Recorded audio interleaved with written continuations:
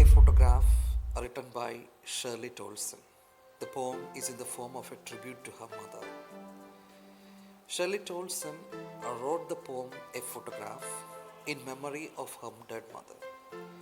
Photographs capture always a moment in time and also the emotions felt at the time when the photograph was taken. One day, the poet finds an old photograph of her mother pasted on a cardboard sheet. A photograph she remembered her mother talking about with lot of fondness. Here we have the line-wise analysis. The cardboard shows me how it was. The cardboard here means the photograph. The photograph shows the narrator, the poet, how it was on that particular day. That particular day means that day the poet and her cousins went for paddling on the beach, their beach holidays. When the two girl cousins went paddling, when the poet's mother along with her two girl cousins went paddling on beach. Paddling means playing on the water.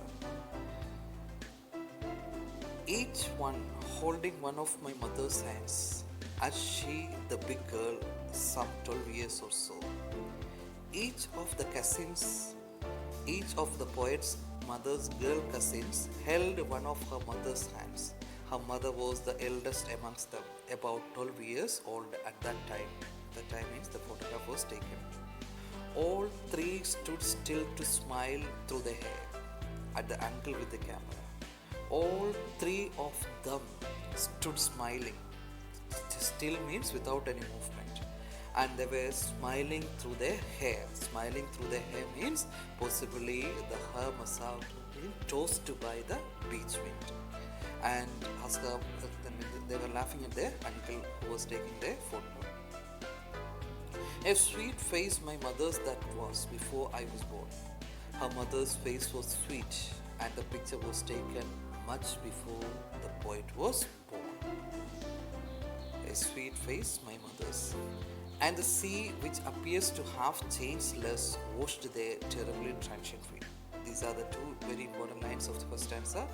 The sea in the picture is still remain in the same way, which means that the sea has changed very less. And in the picture it seems to wash their feet by nature are transient because human life is short-lived as compared to nature. Terribly transient feet. Poetic device, first one is transferred epithet. Transferred epithet means, as I told you, human life itself is temporary, not the feet. When the adjective for one noun like life is transferred to another noun like feet, it is called a transferred epithet. One more poetic device, that is alliteration. Due to that alliteration comes there, due to the repetition of terse sound. One more can be there, synecdoche. Synecdoche means a part of something represents the whole. Here, feet, a part of body, represent the whole humankind. Not only the feet, the whole human body is transient. Some 20-30 years later, she would laugh at the snapshot. See Betty and Rolly, she would say, and look how they dressed us for the beach. After some 20 or 30 years from when the picture was clicked, her mother looked at the snapshot and laughed. Some 20 or 30 years means after 30 years of being taken the photo. She pointed out her cousins, Betty and Dolly. Betty and Dolly are the names of her girl cousins who had gone with her for the beach holiday. Betty and Dolly talked nostalgically about how oddly they used to be dressed on the beach holiday. The sea holiday was her past, mine is her laughter. Important lines. The sea holiday was remembered by her mother with fondness as well as a sense of loss, as that time would never return. Similarly, her laughter could never be seen by the poet as she was no more now. The sea holiday was the poet's mother's past and her mother's laughter was the poet's past. Both arrive with the labored ease of loss. Both made a lot of effort. Both means the poet and her mother. They made a lot of effort to overcome or ease their sense of loss. The loss of the holiday and the laughter have to be accepted as part of life. They are in the past and cannot be brought back or relieved, but there was always a tinge difficult of losing their poetic device oxymoron, the coming together of two opposite ideas to describe the same entity. Labored and easy, ease are the opposite words to describe the same entity, loss. Now she has been dead nearly as many years as that girl lived. Now it has been 12 years since her mother passed away. The girl in the photograph seems like a different person altogether. Thus, the use of the word that girl. Her mother passed away, leaving behind memories and photographs like this one. So, 12 years before, the poet has lost her mother. And of this circumstance, there is nothing to say at all. Nothing can be said about this situation. It's part of life, and on thinking about it, one can find no words to express the pain one feels. The poet cannot express in words the pain that she experiences now.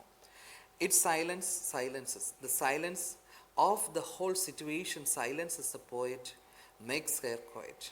Her mother is dead, and she finds herself in a state where it is not possible for her to say anything. Only emptiness remains. In other words, she is left speechless. Poetic devices. Alliteration comes, the sound sir has been repeated. Silence silences. Personification comes there. Personification you need not give importance. Anyway, it comes there. It refers to the circumstances. Personification, and giving human quality to non-human or non-living things. One more poetic device comes there, that is paradox. Paradox means a statement that is self-contradictory. Self-contradictory, as I told you the example, when the statement comes, all are equal, but some are more equal, to criticize. And when we find the word sentence first time, it may not have any meaning, but when we go deeper into the meaning, the same is its silence silences. Silence refers to complete absence of sound. The mother's absence silenced the poet by sadness, where her grief was too much to overcome. It makes her unable to say anything.